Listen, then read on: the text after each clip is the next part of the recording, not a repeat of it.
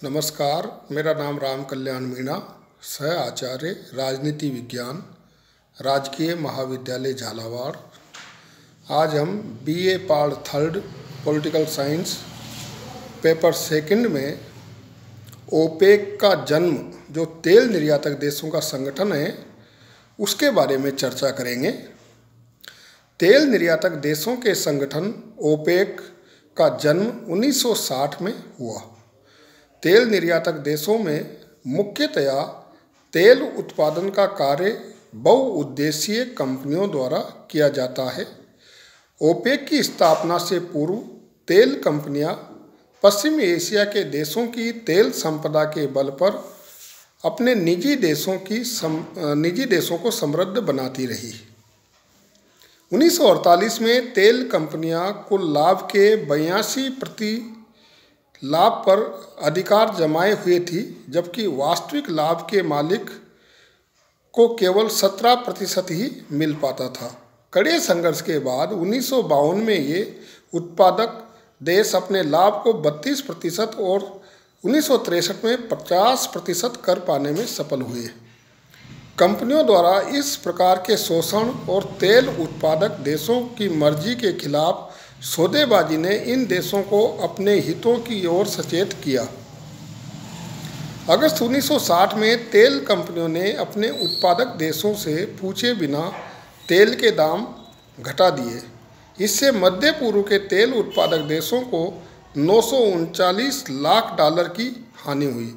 इस घटना के बाद 5 प्रमुख निर्यातक देशों, 3 अरब जैसे इराक, कुवैत और सऊदी अरब तथा 2 गैर अरब, ईरान और वेनेजुएला देशों ने अपने संयुक्त हितों की रक्षा के लिए एक संगठन बनाने का 14 सितंबर 1960 को बगदाद में निश्चय किया।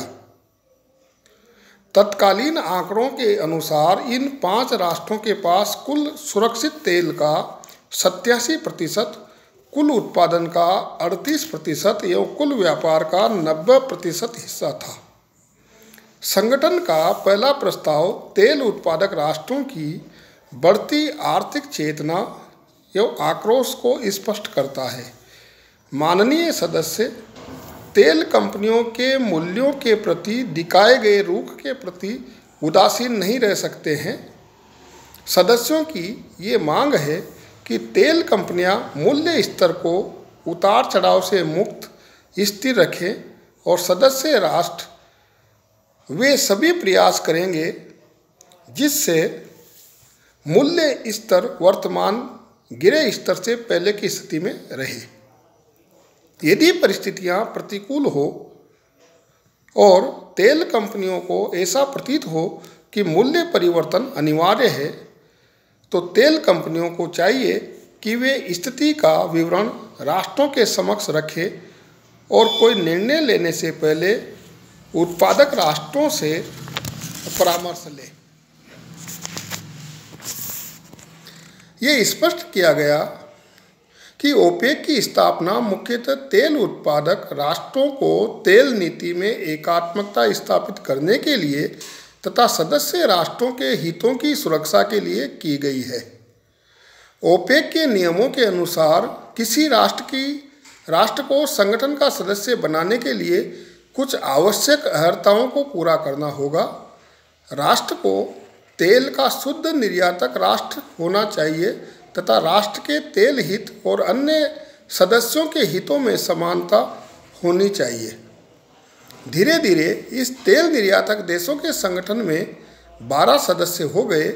5 संस्थापक सदस्य देशों के अतिरिक्त 7 अन्य सदस्य हैं: Qatar, Indonesia, Libya, Algeria, Nigeria, United Arab अमीरात तथा गैबन। ओपेक के प्रमुख अंग हैं कॉन्फ्रेंस, बोर्ड ऑफ गवर्नर तथा सचिवालय। विकासशील देशों की मदद के लिए 1976 में OPEC fund for international development की स्थापना की गई। ओपेक का 2 दिवसीय शिखर सम्मेलन 27-28 सितंबर 2000 को वेनेजुएला की राजधानी काराकास में संपन्न हुआ। ओपेक के 40 वर्षों के इतिहास में ये दूसरा शिखर सम्मेलन था जिसका आयोजन 25 वर्षों के अंतराल पर वेनेजुएलाई राष्ट्रपति ह्यूगो सावेज के प्रयासों के परिणाम स्वरूप हुआ था। गंभीर पारंपरिक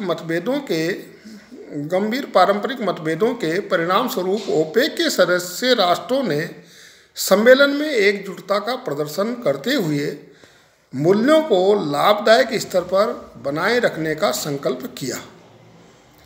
काराकास घोषणा पत्र में कार्टेल की एकता के प्रति प्रतिबद्धता व्यक्त की गई तथा निर्धन राष्ट्रों की सहायता का संकल्प किया गया। ओपेक किन्हीं भी अर्थों में राजनीतिक संगठन नहीं है। ये ठीक है कि आर्थिक लाभ आर्थिक एकीकरण को प्रोत्साहन करता है, जिसका परिणाम पहले आर्थिक एकीकरण और फिर राजनीतिक एकीकरण होता है। ओपेक राष्ट्रों के पारस्परिक राजनीतिक मतभेद निकट भविष्य में राजनीतिक एकीकरण जैसी संभावना को नकारते हैं। फिर भी ओपेक की स्थापना के बाद तेल निर्यातकों की असली शक्ति सामने आ गई। इसके बाद तेल कंपनियां तेल की कीमतें कम नहीं कर पाई। इसके अलावा तेल निर्यातक देश ओपेक के बल पर नए कर और लाभांश निश्चित कर अपने राजस्व को बढ़ाने में भी सफल हुए।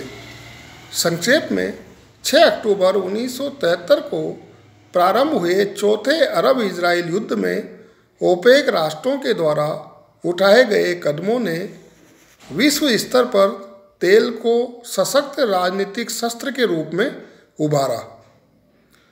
उसके परोक्ष में ओपेक की प्रतिभाशाली भूमिका रही है। धन्यवाद।